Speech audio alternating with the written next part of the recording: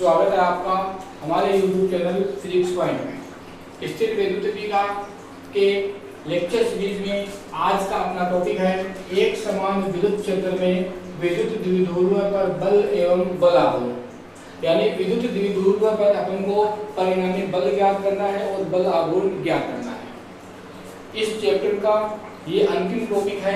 अपन सबसे पहले ज्ञात कर रहे हैं परिणामी बल। विद्युत द्विध्रुव पर परिणामी बल क्या होता है? तो विद्युत द्विध्रुव पर क्या होता है, एक समान विद्युत क्षेत्र, ये एक समान विद्युत क्षेत्र की दिशा है, एक समान विद्युत क्षेत्र, इसमें कोई एक विद्युत द्विध्रुव आघूर्ण स्थित है। अपन मान लेंगे एक विद्युत द्विध्रुव में कितना AB। तो यहाँ पर अपन एक बिंदु लेते हैं A और यहाँ पर एक बिंदु लेते हैं B।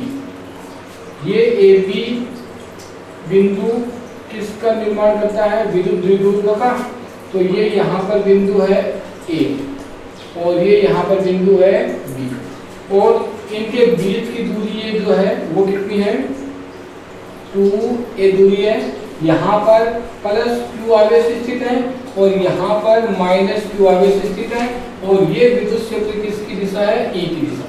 अब ये विद्युत द्विध्रुव युग्म बन गया और इस विद्युत द्विध्रुव युग्म में ये विद्युत द्विध्रुव है तो किस कोण पर स्थित है? थीटा कोण पर स्थित है।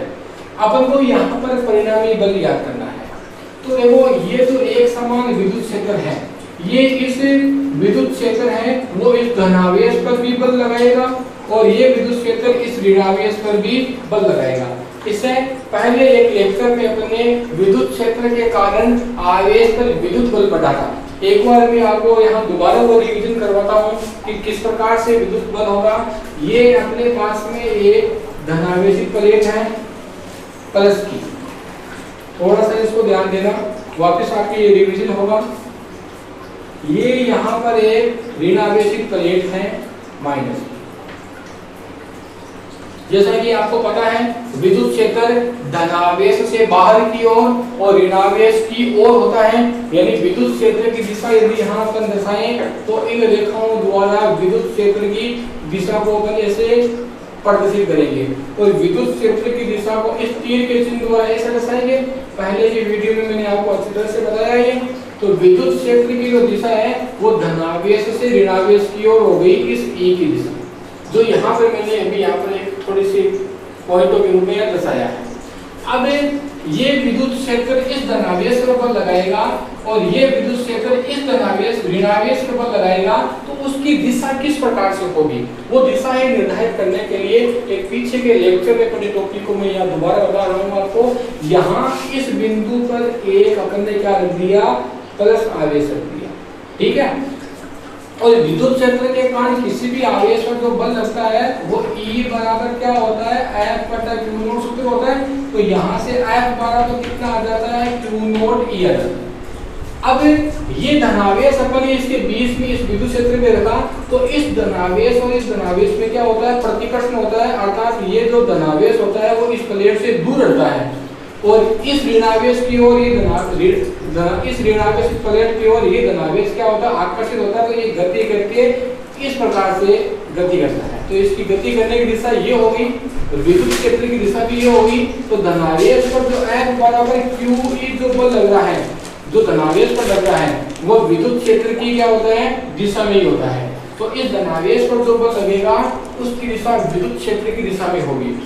और यहाँ पर यदि अपन ये कोई ऋणावेश रख दें, जिसे मैंने यहाँ पर ये ऋणावेश रखा, अब ये ऋणावेश इस ऋणावेश से क्या होगा? प्रतिकर्षित होगा, तो इससे दूर हटेगा और ये ऋणावेश इस धनावेश से आकर्षित होगा तो ये गति करेगा इस प्रकार से और गति करके इस प्लेट की ओर आएगा। ऋणावेश धनावेश इस प्लेट की ओर आएगा।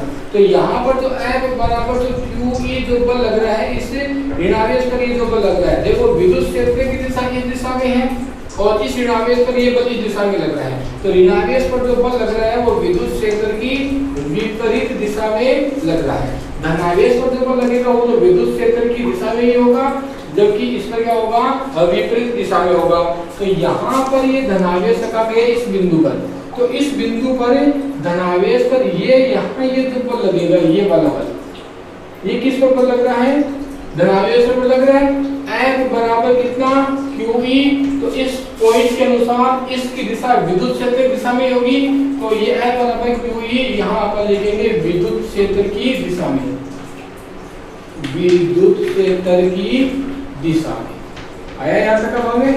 अब ऋणावेश पर जो बल लग रहा है वो विद्युत क्षेत्र तो देखो इस दिशा में है, ऋणावेश पर जो बल लग रहा है वो इस दिशा में लग रहा है, क्योंकि ये प्रतिकर्षित होकर दूर जा रहा है, इससे आकर्षित होकर इसके पास में आएगा। तो इधर ऋणावेश पर जो बल लगेगा, इस ऋणावेश पर लगने वाले बल की दिशा हो जाएगी ये वाली, ये वाली। ये यहाँ F बराबर कितना लग गया, QE। ये इस ऋणावेश पर बल लग रहा है, मैं ऋणावेश लगा देता हूँ। तो ये विद्युत क्षेत्र की विपरीत दिशा में होगा, विद्युत क्षेत्र की विपरीत दिशा में, E के विपरीत दिशा में।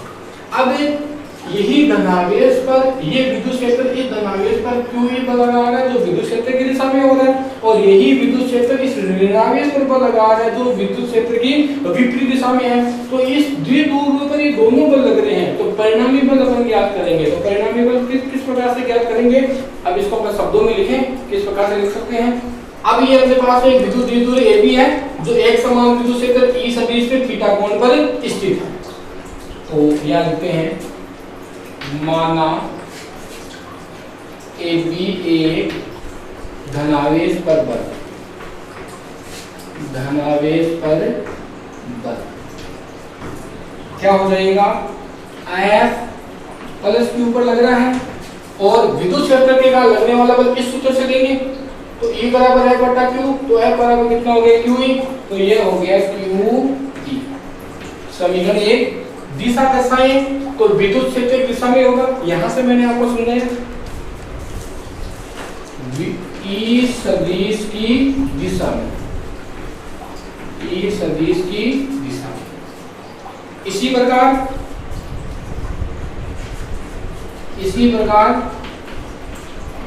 E सदिश जो विद्युत क्षेत्र है के कारण माइनस Q आवेश पर बल, Q आवेश पर बल सूत्र यही होगा, लेकिन इस बार F किस पर लग रहा है, माइनस Q पर लग रहा है, और सूत्र यही रहेगा QE। तो ऋणावेश पर लगने वाले बल की दिशा यहाँ के अनुसार विद्युत क्षेत्र के विपरीत दिशा में हो रहा है, तो यहाँ लिखेंगे E सदिश की विपरीत, E सदिश के विपरीत। द्विध्रुव का परिणामी बल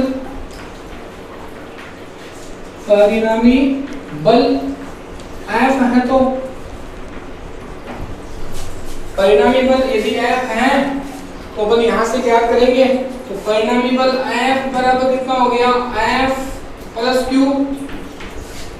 प्लस F माइनस का Q, दोनों का योग करेंगे। लेकिन दोनों बल परस्पर क्या है, विपरीत दिशाओं में है, और विपरीत दिशाओं में यदि बल लग रहा है तो उनको जोड़ने के लिए दोनों बलों की दिशाएं क्या होनी चाहिए, समान होनी चाहिए। तो इन दोनों में से किसी एक की दिशा अपन चेंज कर दें, अपन इस बल की दिशा चेंज कर दें, तो जिसकी दिशा चेंज करें वहां पर ऋणात्मक चिन्ह आ जाएगा। तो F बराबर कितना हो जाएगा, F प्लस का Q प्लस और माइनस F माइनस का Q। समीकरण कितने, 3 हो गए। अब समीकरण 1 2 3 से क्या होगा, 1 2 है 3 से क्या आएगा, F बराबर F प्लस Q का मान कितना, QE, F माइनस QE का मान कितना, F माइनस Q का मान कितना, QE। तो यहाँ पर भी अपन रखेंगे QE, माइनस में भी है QE, तो परिणामी बल कितना हो जाएगा, 0। विद्युत द्विध्रुव पर जो परिणामी बल लगता है उस परिणामी बल का मान कितना होता है, 0 होता है। किसी एक आवेश पर बल लगेगा जो विद्युत क्षेत्र की दिशा में होगा या विद्युत क्षेत्र की विपरीत दिशा में होगा, लेकिन परिणामी बल कितना होगा, 0 होगा। अब यहाँ ये ध्यान देना है कि यहाँ पर परिणामी बल की दिशा को, परिणामी बल का मान कितना हो रहा है, 0 हो रहा है, लेकिन इन बलों की क्रिया रेखा क्या है, अलग अलग है। अर्थात इसकी क्रिया रेखा क्या हो गई, इस दिशा में होगी इस प्रकार से, ये इस बल की क्रिया रेखा होगी, ये इस बल की क्रिया रेखा हो गई, और ये जो बल लग रहा है इस बल की क्रिया रेखा क्या हो गई, इस दिशा, ये इस बल की क्या हो गई, क्रिया रेखा। तो दोनों बलों की क्रिया रेखा परस्पर क्या है, भिन्न भिन्न है। दोनों बलों की क्रिया रेखा परस्पर क्या है, भिन्न भिन्न है। तो ये दोनों बल इस द्विध्रुव पर एक युग्म बनाएंगे, और ये अगेगा ये दोनों की क्रिया रेखा परस्पर क्या हो रही है, भिन्न भिन्न हो रही है। तो ये जैसे विद्युत क्षेत्र माना अपन ने, ये वाला विद्युत क्षेत्र, और ये विद्युत द्विध्रुव युग्म है, तो ये विद्युत क्षेत्र इस प्रकार से है, और ये विद्युत द्विध्रुव इस प्रकार से है जो थीटा कोण पर है। ये नीचे वाली जो क्षैतिज रेखा के अनुदिश जो चौक रखी गई है वो विद्युत क्षेत्र की दिशा है, और ये जो इस प्रकार से चौक रखी गई है ये वाली, ये विद्युत द्विध्रुव युग्म है। ये परस्पर क्या है, थीटा कोण पर है। अब इस पर जो एक बल इस दिशा में लग रहा है, जो यहाँ लग रहा है, यहाँ लग रहा है, और एक बल की दिशा में लग रहा है, तो दोनों की क्रिया रेखाएं भिन्न भिन्न है। तो ये दो बल लग रहे हैं, QE और ये QE जो ऋणात्मक में आ रहा है, ये इस द्विध्रुव पर क्या करेंगे, एक युग्म बनाएंगे, और युग्म बनाकर इस द्विध्रुव को इस प्रकार से घुमाएंगे, इस प्रकार से। अभी देखो इसकी स्थिति चेंज होती जा रही है, ये धीरे धीरे इस नीचे वाले चौक की ओर झुक रहा है इस प्रकार से, और इसको घुमाकर इस प्रकार से ले आएंगे, इस प्रकार से। तो विद्युत द्विध्रुव में और ये विद्युत क्षेत्र परस्पर क्या हो गए, समांतर हो गए। तो विद्युत द्विध्रुव पर परिणामी बल का मान तो शून्य होता है, लेकिन इन बलों की क्रिया रेखा भिन्न भिन्न होने के कारण ये दोनों बल इस पर एक युग्म बनाएंगे, और इसको विद्युत क्षेत्र के समांतर लाने का क्या करेंगे, प्रयास करेंगे। और उस विद्युत द्विध्रुव युग्म पर जो बल युग्म बन रहा है, उस बल युग्म को अपन क्या कहेंगे, बल आघूर्ण। अब अगर करते हैं बल आघूर्ण का, तो द्विध्रुव पर ये जो दो बल लग रहे हैं, F प्लस का Q और F माइनस का Q, ये भिन्न भिन्न क्रिया रेखाओं में है, जो विद्युत द्विध्रुव पर एक बल युग्म बनाते हैं, जिसे अपन क्या कहेंगे, बल आघूर्ण। तो यहाँ इसको परिभाषा के रूप में लिखते हैं, विद्युत द्विध्रुव पर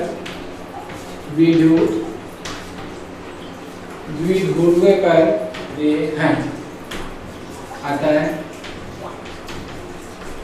बल आघूर्ण का जो सूत्र होगा,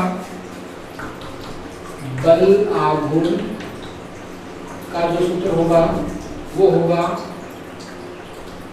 बल गुना बलों के मध्य लंबवत दूरी, बलों के मध्य लंबवत दूरी। तो बल आघूर्ण को किससे दर्शाएंगे, टोरक से दर्शाएंगे। बल क्या हो गया, F, और बलों के मध्य लंबवत दूरी कौन सी होगी, इस बल की क्रिया रेखा ये है, इस बल की क्रिया रेखा इस प्रकार से, दोनों बलों की क्रिया रेखा होगी। लंबवत दूरी, तो एक बल देखो ये लग रहा है, दूसरा बल ये लग रहा है पूरा, तो इसकी लंबवत दूरी क्या हो जाएगी, ये बल, ये थीटा कोण पर स्थित है, ये लंबवत दूरी हो गई। बिंदु यहाँ पर A, B और C लगा दिया,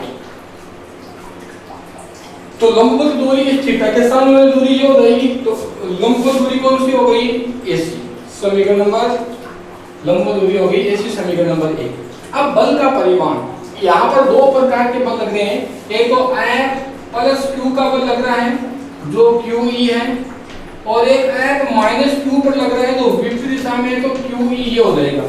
इन दोनों में से किसी एक का परिमाण लेंगे अपन, तो परिमाण ये मापांक लिया, मापांक में बंद दोनों संख्याएं चाहे धन की हो चाहे ऋण की हो, किसकी मानी जाती है, धनात्मक मानी जाती है। तो इन दोनों का परिमाण समान ही होगा। तो द्विध्रुव पर बल, द्विध्रुव पर बल, दोनों में से एक बल अपन लेंगे, और F प्लस का Q वाला लें, तो क्या हो जाएगा, QE, क्योंकि दोनों बलों का परिमाण समान होगा।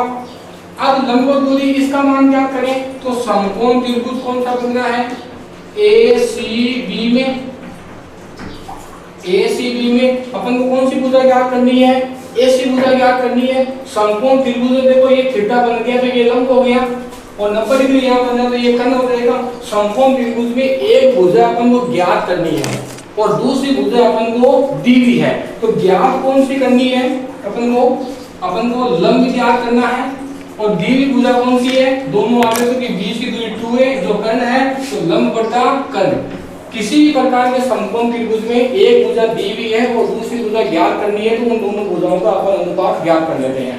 तो लंब बटा कर्ण क्या बनता है, साइन थीटा। तो लंब वाली भुजा AC, सॉरी यहाँ कर्ण है, लंब बटा कर्ण, लंब बटा कर्ण साइन थीटा। तो लंब बटा कर्ण, कर्ण वाली भुजा कौन सी है, 2A साइन थीटा।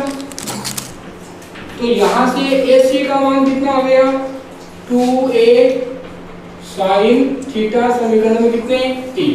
अब ये मान अपन समीकरण 1 में रखेंगे तो अपन को क्या प्राप्त होगा, बल। समीकरण 1 2 3 से, समीकरण 1 2 व 3 से ध्यान दें, टॉरक बराबर F का मान कितना, QE गुणा में AC का मान कितना है, 2A साइन थीटा। तो टॉरक बराबर क्या हो गया, E, और देखो Q गुणा 2A, लगातार 3-4 टोके पे आ रहा है, Q गुणा 2A। Q क्या है, आवेश, और 2A दोनों आवेशों के बीच की दूरी है, और इन दोनों का गुणा विद्युत द्विध्रुव आघूर्ण P बनता है। तो Q गुणा 2A को अपन क्या कहते हैं, P। Q गुणा 2A को P, फिर यहाँ क्या बचा हुआ रह गया, E, और यहाँ क्या बचा हुआ रह गया, साइन थीटा। ये मान सदिश रूप में लिखेंगे तो सब पर सदिश का चिन्ह लगा देंगे, ये क्रॉस आ रहा है तो ये जो थीटा बन रहा है ना वो P और E के मध्य कोण बन रहा है, और साइन थीटा आ रहा है तो इसको सदिश रूप में क्रॉस से दर्शाते हैं, और E सदिश। ये मान ये विद्युत द्विध्रुव आघूर्ण का मान समीकरण में किसमें आ गया, 4। अब इसके छोटे से मात्रक और विमा की बात करें तो इसका मात्रक है बलाघूर्ण का, बलाघूर्ण का मात्रक। यहां से भी आप ले सकते हो बल गुना बलों के मध्य लंबवत दूरी से, और यहां से भी ले सकते हैं, दोनों से समान ही मान आएगा। तो बल का मात्रक क्या होता है, न्यूटन, और मध्य दूरी, दूरी का मात्रक क्या होता है, मीटर।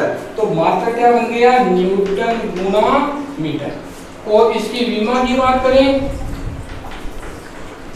तो विमा क्या होती है, न्यूटन यानी बल, बल की विमा m1 L1 T-2 होती है, और गुणा में मीटर आ रहा है, मीटर की विमा क्या होती है, L1। तो टोटल विमा इसकी क्या बन जाएगी, m1 L1 और 1 कितने हो गए, 2, और T-के, ये इसकी विमा बनेगी। एक नोट, ये एक सदिश राशि है, टॉरक एक सदिश राशि है, सदिश राशि, और इसकी दिशा P क्रॉस E के तल के लंबवत, कौन से नियम से, दक्षिणावर्ती पेच नियम से, दक्षिणावर्ती पेच नियम से इसकी दिशा देंगे। अब विशेष स्थितियां, विशेष स्थिति, प्रथम स्थिति में देखना, जैसे ये रेखा किसकी है, विद्युत क्षेत्र की, E सदिश, और यदि यहां पर -q आवेश है और यहाँ पर +q आवेश है, ये बन गया विद्युत द्विध्रुवीय युग्म। और विद्युत द्विध्रुवीय युग्म की दिशा कैसे होती है, माइनस से प्लस की ओर, ऐसे ही होगा। तो E और यहाँ पर ये जो P सदिश बन रहा है, दोनों की दिशाएं परस्पर समान है, तो यहाँ पर दोनों समान है। द्वितीय स्थिति यहाँ देते हैं, विद्युत क्षेत्र की दिशा इसी प्रकार से है, ये किसकी दिशा है, E सदिश की। लेकिन ये तो पहले अपन ने यहाँ पर माइनस और इधर प्लस लिया, अब प्लस आवेश को इधर कर दें और माइनस आवेश को इधर कर दें, माइनस आवेश को इधर कर दें, तो ये विद्युत द्विध्रुवीय युग्म बन गया T सदिश। विद्युत द्विध्रुवीय युग्म की दिशा क्या होती है, माइनस से प्लस की ओर। तो यहाँ पर माइनस से प्लस था, इस दिशा में हो गया, इधर माइनस इधर आ गया, तो विद्युत क्षेत्र की दिशा किस दिशा में आ गई, इस दिशा में आ गई। तो तो यहाँ पर विद्युत द्विध्रुव आघूर्ण दिशा इस प्रकार से हो गई। तो इस चित्र में E और P की दिशाएं परस्पर क्या हो रही है, विपरीत हो रही है। तो टॉरक बराबर पीई और साइन थीटा। तो यहाँ पर ये परस्पर विपरीत दिशाओं में है, तो थीटा कितने डिग्री का बनेगा, 180 डिग्री का। तो पीई और साइन 180 का मान कितना होता है, 0। तो यहाँ पर ये मान भी कितना हो जाएगा, 0। यहाँ थीटा बराबर अपन लिख सकते हैं 0 डिग्री और यहाँ पर थीटा बराबर अपन लिख सकते हैं 180 डिग्री। अब एक स्थिति यहाँ लिखते हैं, अंतिम स्थिति, विद्युत क्षेत्र की दिशा तो इसी प्रकार से है, लेकिन जो आवेश रखे गए हैं वो इस प्रकार से रखे गए हैं, इस प्रकार से -q और +q। तो ये किसकी दिशा बन गई, E सदिश की दिशा बन गई, और ये दिशा किसकी बन गई, -a+q। इस प्रकार से -a+q होती है P की दिशा, ये विद्युत द्विध्रुव युग्म बन गया। तो यहाँ पर दोनों परस्पर कैसे हो रहे हैं, लंबवत हो रहे हैं। तो टॉरक बराबर यहाँ क्या बन गया, पी साइन थीटा, और यहाँ पर थीटा कितने डिग्री का बन जाए, 90 डिग्री का बन जाए। तो टॉरक बराबर कितना बन गया, पीई, तो साइन 90 का मान कितना होता है, 1 होता है। और साइन 0 का मान 0 है। साइन 0 का मान पहले थोड़ा गलत लिख दिया, यहाँ पर साइन थीटा या 0 डिग्री बनता है, साइन 0 का मान कितना होता है, 0। तो टॉरक का मान कितना हो गया, 0। अब यहाँ देखना विशेष स्थितियों में ये इस प्रकार से है, E सदिश और ऋणात्मक और धनात्मक को ऐसे रखते हैं, तो धनात्मक ऋणात्मक से धनात्मक की ओर होगी दिशा। तो इस स्थिति में P सदिश की और E सदिश की दिशा परस्पर समान हो गई, तो थीटा कितने डिग्री का बन गया, 0 डिग्री का। तो PE sin 0 का मान, तो sin 0 का मान कितना हो गया, 0। टॉरक बराबर कितना हो गया, 0। इस स्थिति में अपन ने E सदिश की दिशा तो ऐसे रखी है, लेकिन यहाँ धन और ऋण की स्थिति को चेंज कर दिया, यहाँ पर धन और यहाँ पर ऋण रख दिया। P की दिशा ऋणावेश से धनावेश की ओर होती है, तो इसी दिशा में हो जाएगा। यहाँ से निष्कर्ष निकला कि E और P की दिशा परस्पर विपरीत हो रही है, परस्पर विपरीत हो रही है, तो थीटा 180 डिग्री का होगा। 180 का मान कितना होगा, 0 होता है। तो टॉरक का मान भी कितना हो गया, 0 बन गया। तीसरी स्थिति में यहाँ विद्युत क्षेत्र की दिशा इस प्रकार से है और विद्युत द्विध्रुव आगमन को मैंने ऐसे रख दिया, तो माइनस से प्लस की ओर इसकी दिशा ऐसे हो गई। तो यहाँ पर अभी इन दोनों की दिशाओं में क्या संबंध हुआ, यहाँ पर निष्कर्ष निकला कि P और E परस्पर लंबवत आ रहे हैं, तो टॉरक बराबर PE sin 90 डिग्री बनेगा, और sin 90 का मान कितना होता है, 1। तो PE का मान 1 हो गया। ये बल आगमन का अधिकतम मान है, इससे अधिक मान नहीं आएगा, तो ये मैक्सिमम मान हो गया।